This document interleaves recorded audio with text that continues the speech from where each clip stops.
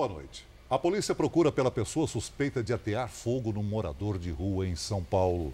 O catador teve mais de 70% do corpo queimado e morreu nesta manhã. Passava da 1 da manhã. De um lado da pequena fogueira está o suspeito, de preto, que a polícia acredita ser um homem. Do outro, deitado ao lado da carroça, um catador de papelão. Quando as chamas se apagam, o homem reacende o fogo. Depois pega um galão com um líquido inflamável e arremessa com força. Há uma grande explosão que atinge o morador de rua. Desesperado, ele corre em chamas. Marcelo é o motorista que tira a camisa e tenta ajudar. A gente perguntou se ele tinha visto alguma coisa, ele falou que estava dormindo, que não via, ele estava consciente, a gente conseguiu apagar o fogo rápido. Outras pessoas também se juntaram para socorrer o catador. Meu marido falou, pega um cobertor e molha, né?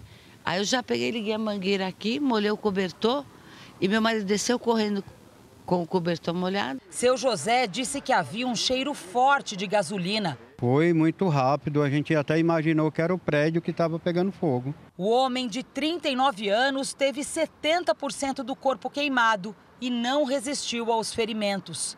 A polícia ainda não tem pistas da pessoa que aparece nas imagens. Para o delegado do caso, ainda não está claro se o incêndio foi intencional. Ele também não descarta uma briga entre moradores de rua.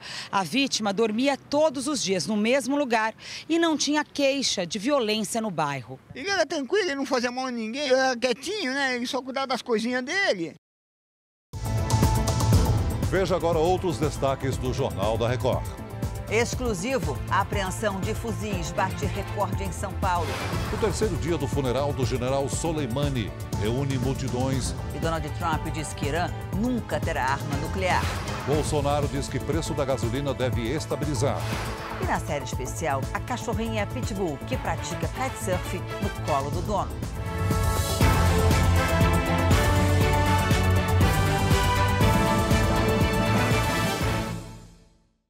Oferecimento Bradesco em 2020. Brilhe do seu jeito.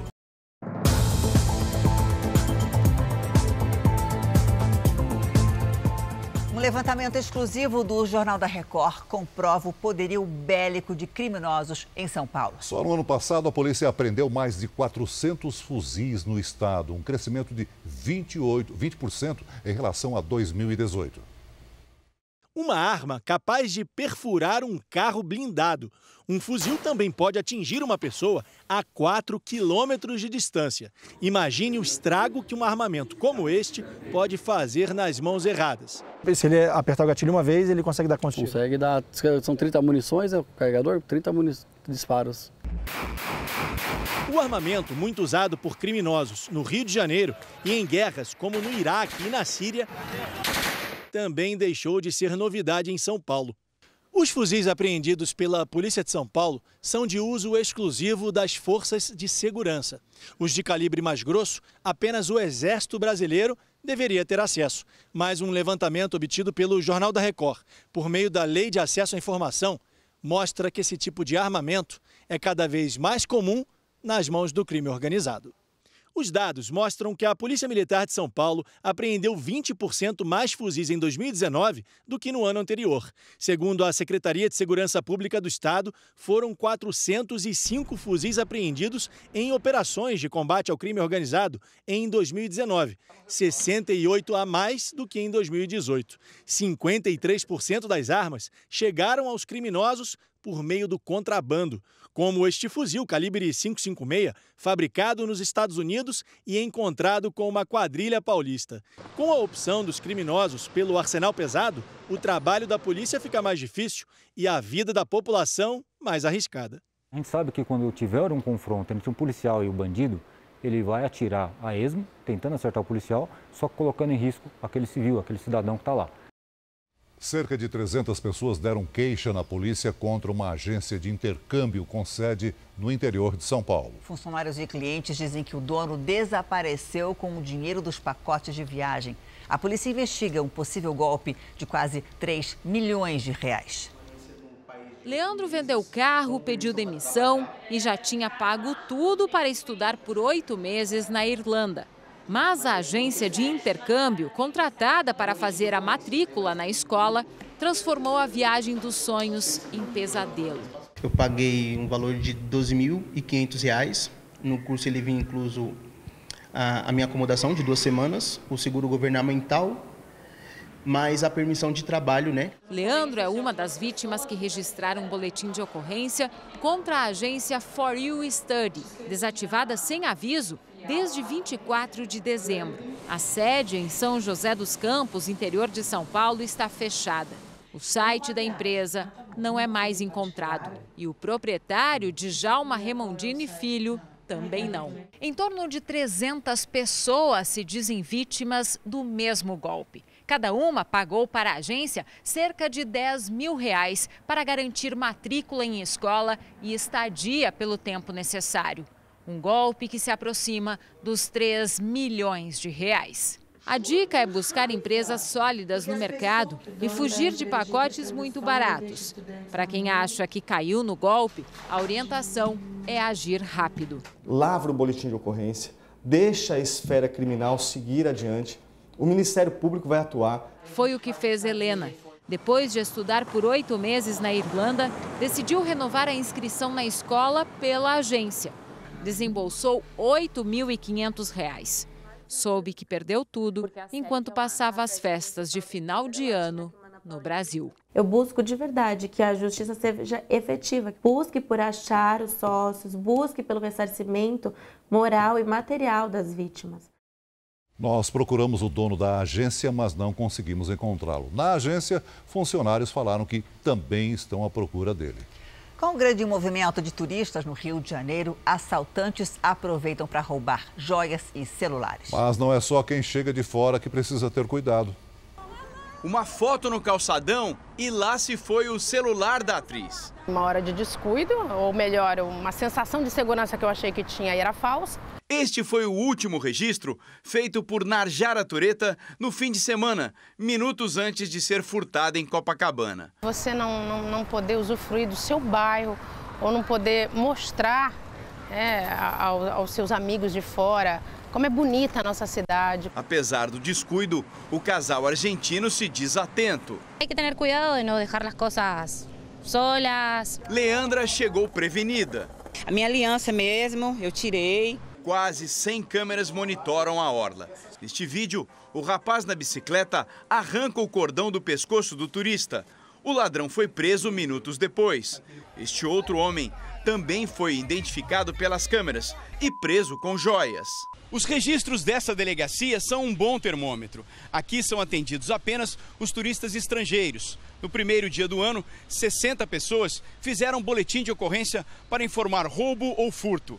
Nos dias seguintes, os registros sofreram queda, mas ainda assim são bem maiores do que o normal. Durante o verão, são quase 20 atendimentos por dia, o dobro do movimento fora de temporada. O argentino Leonardo teve a mochila com o passaporte furtada. Muito angustiado. Eu tenho que voltar a Buenos Aires e não tenho os documentos. No R7.com você encontra uma reportagem sobre como evitar ser vítima de roubo e furto nessa época do ano. A partir de hoje, os bancos podem cobrar no máximo 8% ao mês de juros no cheque especial. Quem tem mais de R$ 500 de limite pode ser taxado em até 0,25% também ao mês sobre o valor recedente. Por exemplo, quem tem R$ 1.000 de limite pode ser cobrado sobre R$ 500. Nesse caso, R$ 1,25. Mas até agora, a maioria dos bancos decidiu não aplicar essa taxa. Uma multidão saiu às ruas do Irã para acompanhar o funeral do general Soleimani, morto num ataque aéreo americano. A ação reacendeu as tensões entre os Estados Unidos e o regime iraniano. A multidão acompanhou o cortejo pela capital Teherã para se despedir do general Qassem Soleimani. Segundo a polícia, esses são os maiores atos públicos desde a morte do Ayatollah Khomeini, líder da Revolução Iraniana, em 1989. O Ayatollah Ali Khamenei, autoridade máxima do país islâmico, conduziu a cerimônia e chorou diante do caixão. A filha do general disse que a morte do pai terá consequências para os Estados Unidos e para Israel. O exército israelense hoje se distanciou do ataque que matou o general Qassem Soleimani. Segundo o comandante-geral das forças de Israel, o país está atento e considera a morte do general parte da batalha entre os Estados Unidos e o Irã. Para o professor Eyal Zisser, da Universidade de Tel Aviv e especialista em política para o Oriente Médio, as chances de um país declarar guerra ao outro são mínimas. Mas o Irã certamente vai retalhar o ataque. E será o peso dessa retaliação que vai determinar os rumos do conflito. Hoje, o presidente Donald Trump afirmou numa rede social que o Irã jamais terá uma arma nuclear. E como consequência da morte de Soleimani, o parlamento do Iraque votou pela retirada dos soldados americanos. Vamos ao vivo até Nova York com a Heloísa Vilela. Heloísa, boa noite para você. Quando é que isso deve ou pode acontecer? Boa noite, Janine. Olha, ainda não se sabe, mas hoje veio à tona um memorando do Comando Militar Americano no Iraque, indicando que as tropas dos Estados Unidos vão se preparar para deixar o país. Só que o secretário de Defesa, Mark Esper, afirmou que ainda não existe uma decisão para a retirada. Os Estados Unidos e a OTAN mantêm soldados no Iraque para treinar as tropas locais e combater o grupo terrorista Estado Islâmico. A Marinha Americana mandou 4.500 oficiais se prepararem para dar apoio a operações no Oriente Médio. Na quarta-feira, representantes do governo americano vão ao Congresso para explicar a operação que matou o general Soleimani. Celso, Janine. Obrigada, Heloísa. Depois de uma semana, a fuga do brasileiro Carlos Ghosn do Japão para o Líbano ainda é cercada de dúvidas. Segundo a imprensa japonesa, ele teria escapado dentro de uma caixa de som. O julgamento seria em abril, mas dizendo ser vítima de perseguição, Ghosn fugiu para o Líbano. O brasileiro, que também tem cidadania francesa e libanesa, teria esperado o momento certo para escapar. As últimas imagens que não foram divulgadas aqui das câmeras de segurança da casa onde ele estava morando mostrariam o executivo deixando a residência sozinho. As imagens das câmeras eram entregues apenas uma vez por mês às autoridades. Ghosn teria vindo para essa estação de trens, uma das mais movimentadas de Tóquio, para chegar ao aeroporto de Osaka, a cerca de 500 quilômetros. Segundo os jornais japoneses, ele entrou no avião escondido em uma caixa de equipamentos de som. O governo japonês não confirmou. Em Tóquio, este homem disse que a fuga foi mais audaciosa do que no cinema. Carlos Ghosn foi preso em novembro de 2018, acusado de crimes financeiros. Veja a seguir. O presidente Bolsonaro acredita que o preço dos combustíveis vai se estabilizar apesar da crise no Oriente Médio. E ainda hoje você vai conhecer Goda, uma pitbull de 25 quilos que é uma fera no kitesurf.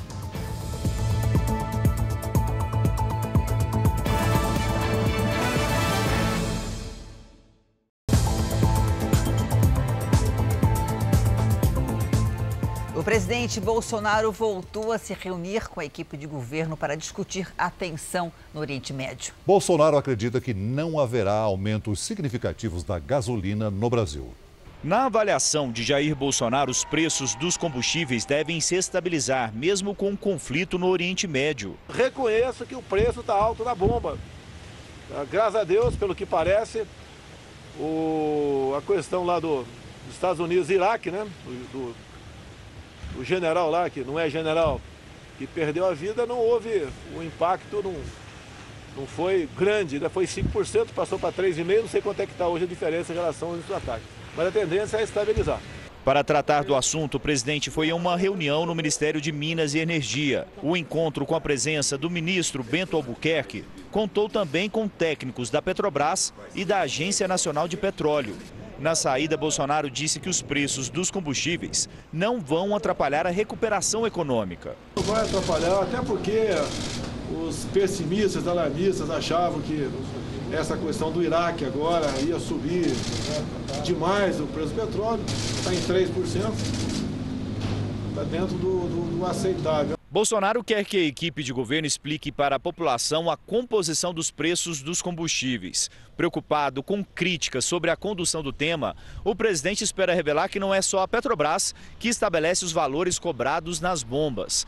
Bolsonaro quer que sejam mostrados detalhes, como impostos e margem de lucro. E mesmo anunciando que não vai interferir nos preços, o governo está preocupado com os reflexos na inflação. Nós sabemos que o preço do combustível impacta na inflação, no preço do frete, mas o comércio que nós resolvemos ali adotar é o livre mercado. Ainda na área de energia, o presidente disse que conversou com os presidentes da Câmara e do Senado. E o Congresso vai votar um projeto para evitar a cobrança de tarifas sobre a energia solar. Jair Bolsonaro também afirmou que pode deixar de ir ao Fórum Econômico Mundial em Davos por riscos de ataques e comentou que o governo condena o terrorismo. Nós aqui não podemos coadunar com qualquer política terrorista existente no mundo. Nós não concordamos com o terrorismo, não interessa qual país do mundo vier acontecendo.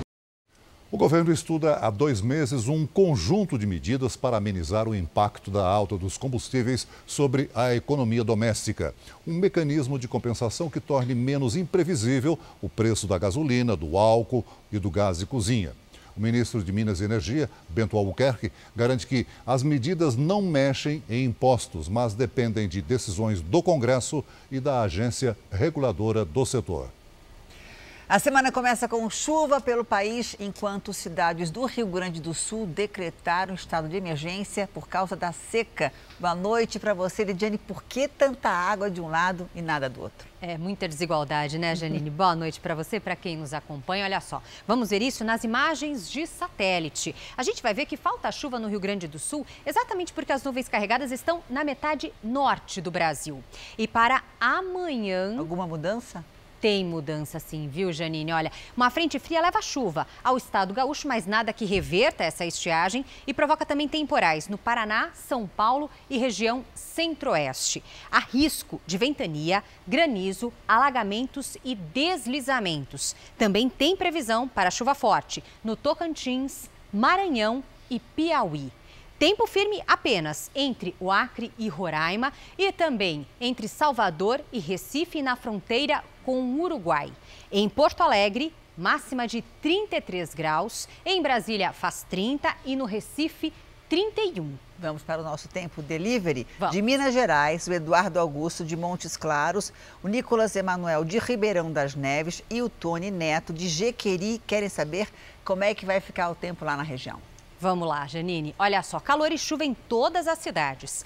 28 graus para o Eduardo, 30 graus para o Nicolas e até 31 para o Tony em Jequeri. Aliás, Tony, a chuva aí pode ser pesada, viu?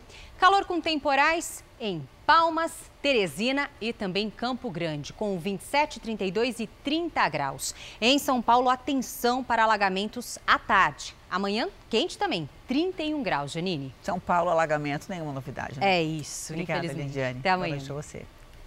Na Austrália, o governo liberou mais de 5,5 bilhões de reais para recuperar as áreas devastadas pelos incêndios. 25 pessoas já morreram no país. O fogo já consumiu uma área equivalente a 2 vezes o estado do Rio de Janeiro. A fumaça atrapalha os trabalhos de resgate. Na premiação do Globo de Ouro, artistas lamentaram o desastre e pediram doações. O ator Russell Crowe, um dos ganhadores da estatueta, não foi ao evento. Ficou na Austrália, onde mora com a família, e enviou uma mensagem dizendo que é preciso respeitar o planeta para que tenhamos um futuro. Veja a seguir, o governo de Goiás vai multar o dono da represa que se rompeu e causou destruição em Pontalina. E na série especial, a beleza e o perigo dos esportes radicais no Ceará. Hoje, o Jornal da Record vai praticar kitesurf.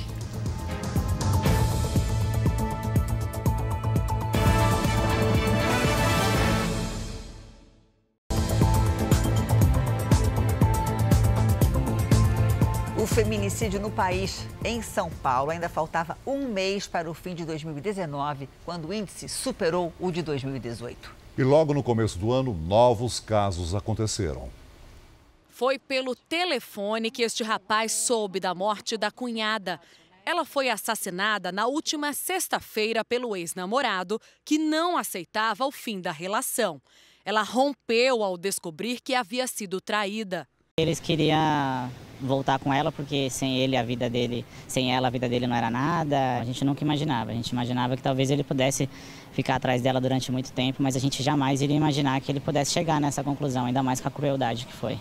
No Rio de Janeiro, Bianca foi morta pelo ex-companheiro Berinaldo logo depois de terminar o relacionamento. No ataque, a mãe da vítima também se feriu. Este é o enredo que antecede muitos casos de feminicídio. O Brasil já é o 5º país em mortes violentas de mulheres. Aqui, elas morrem 48 vezes mais do que no Reino Unido.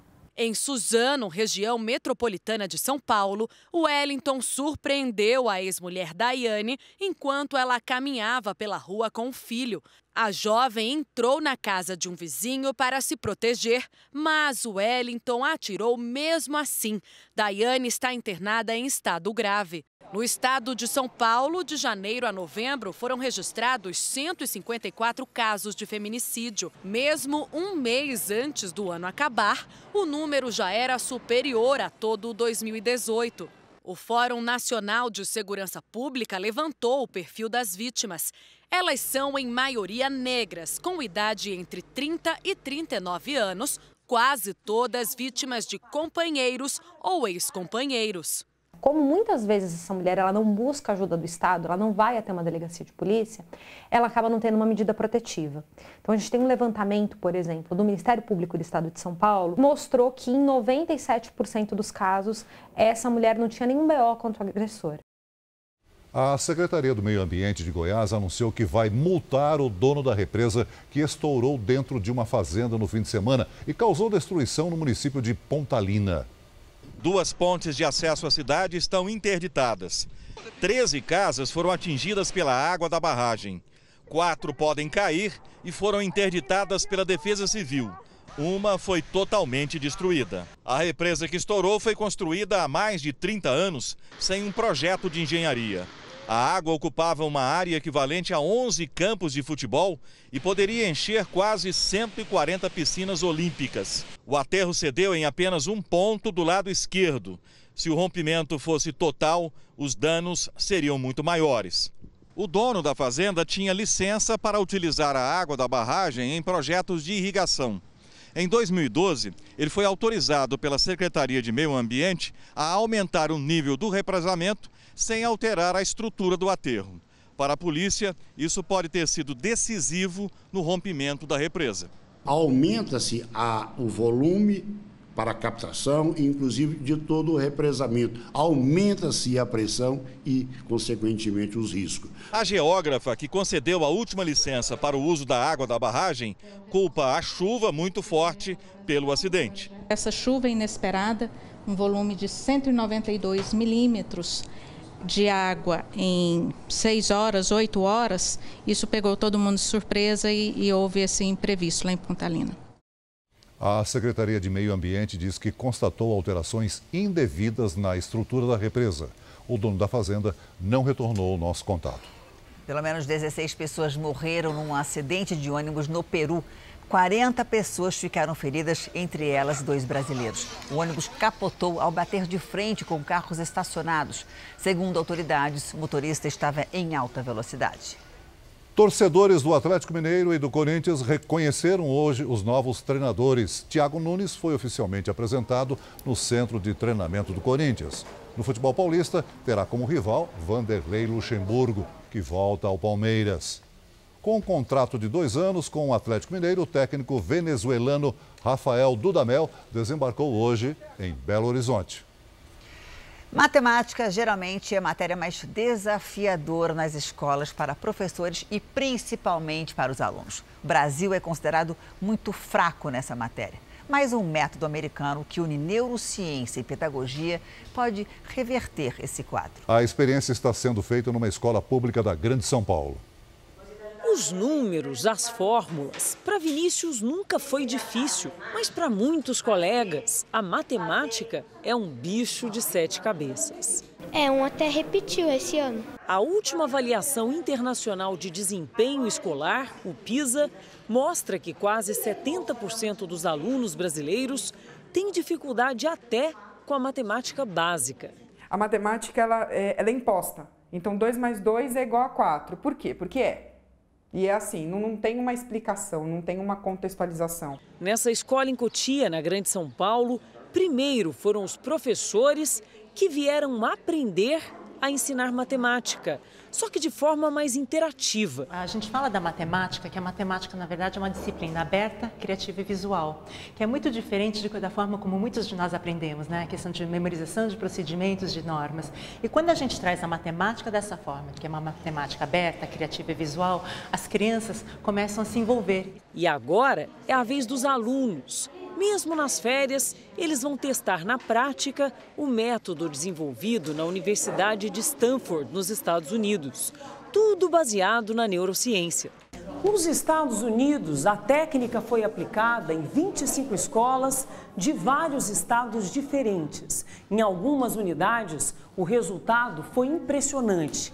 Pouco mais de 2 semanas de treinamento e um aprendizado equivalente a quase 3 anos de estudo convencional. Por isso, o método agora vai ser aplicado em escolas da Escócia e do Brasil. Edu sempre foi bom em matemática e está adorando essa nova maneira de aprender. O jeito de aprender matemática é mais criativo, mais legal. O americano Jack Dickman veio acompanhar a aplicação do programa no Brasil e disse que está entusiasmado com o que tem visto. Os meninos ficam muito animados para fazer matemáticas, que não é muito comum, como nós já sabemos. Quem sabe assim, os números possam se tornar grandes aliados, não só na escola, nas provas, mas também na rotina, na vida. Na primeira série especial do ano, o Jornal da Record viajou para o Ceará em busca de adrenalina. O estado tem praias lindas e montanhas, um lugar ideal para os esportes radicais. De prancha nos pés e pipa nas mãos, começamos com o kitesurf. Ao lado de profissionais experientes e equipamentos de segurança em dia, até cachorro se aventura no esporte. A reportagem é de Luiz Carlos Azenha.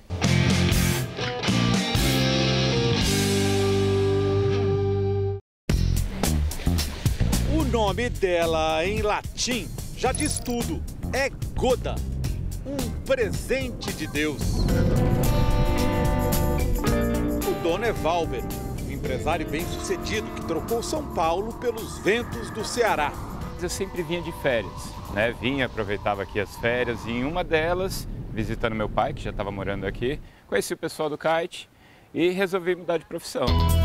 Valber confessa que vive para a adrenalina.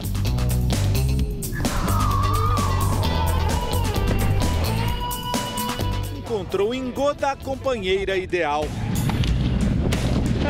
Um dia, quando a cadelinha tinha mais ou menos 4 meses de idade, pulou no colo de Valber e saiu a velejar. Hoje é difícil dizer quem é mais fissurado no esporte. Pegou. Pegou não. Valber e Goda estão no lugar ideal. Na costa do Ceará, são quase 8 meses de vento contínuos por ano. São os ventos alísios, que sopram mais forte entre setembro e novembro, na faixa do planeta próxima à linha do Equador. Beneficiam os esportes que dependem do vento no Rio Grande do Norte, Piauí, Maranhão e Ceará. De uma forma simplificada, no litoral oeste os ventos são mais paralelos à costa. E quando ele entra perpendicular à costa, ele automaticamente começa a frear para trás. E quando é paralelo, a costa não freia.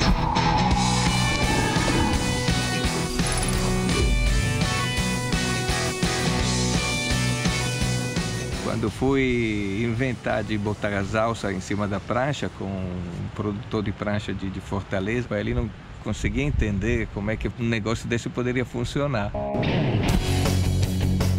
É um velejar de prancha, que pode atingir mais de 100 km por hora. Em 573 quilômetros de praia, o Ceará catalogou 33 pontos ideais para o kitesurf. Muito vento na direção certa e poucas barreiras no caminho. O Cumbuco é a terra dos ventos. A gente fala que o Cumbuco é o Havaí do kitesurf. Em setembro, na praia do Cumbuco, um recorde mundial. 596 kitesurfistas ao mesmo tempo na água. Num esporte radical, um erro pode custar caro, mesmo para gente cuidadosa, como era o personal trainer Anderson Onofre. Ele estava nesta praia de Fortaleza dando um passo importante em sua carreira de kitesurfista. Depois de treinar em uma lagoa por um ano, ia experimentar pela primeira vez os ventos do mar. Foi pego de surpresa por uma rajada de vento de 70 km por hora. Anderson estava com a vela do kite maior do que a necessária para dias de ventos fortes. Em um determinado momento, algumas pessoas sentiram falta dele e viram o kite dele saindo sem direção, né? Sem controle. Ele teve a infelicidade de encontrar uma vala, veio bater com a cabeça e ter essa colisão. Qualquer esporte que for diretamente à natureza e que seja radical, ela tem uma margem de risco. E você fazendo isso com uma pessoa habilitada, numa escola certificada, você vai reduzir essa margem praticamente para zero, né? Germano fez do esporte uma forma de arte. Ele está entre os melhores do Brasil. E ele faz parecer tudo tão fácil.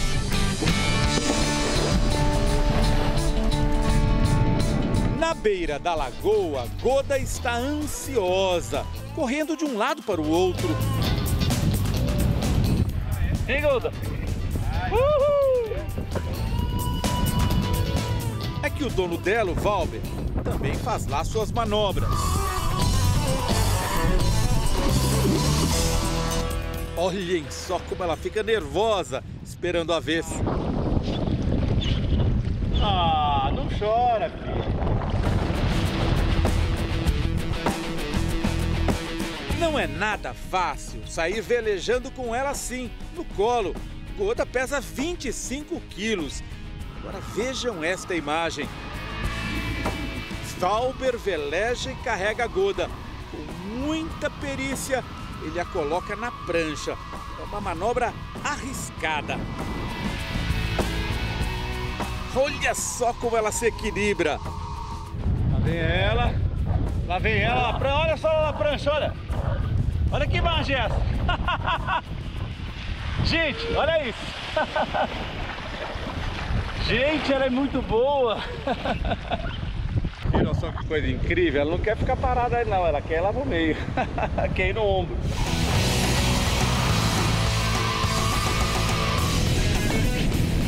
A Goda, pelo jeito, se alimenta de adrenalina. Depois de horas no mar, tudo que ela quis fazer foi deitar. Dormiu. O sono de um presente de Deus.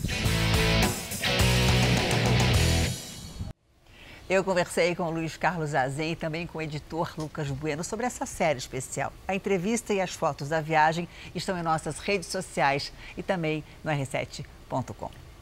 O Jornal da Record termina aqui. A edição de hoje na íntegra e também a nossa versão em podcast estão no Play Plus e em todas as nossas plataformas digitais. E à 00:30 tem mais Jornal da Record, hoje com o Lúcio Sturmo. Fica agora com a novela Amor Sem Igual. Boa noite para você e a gente se vê amanhã. Boa noite e até amanhã.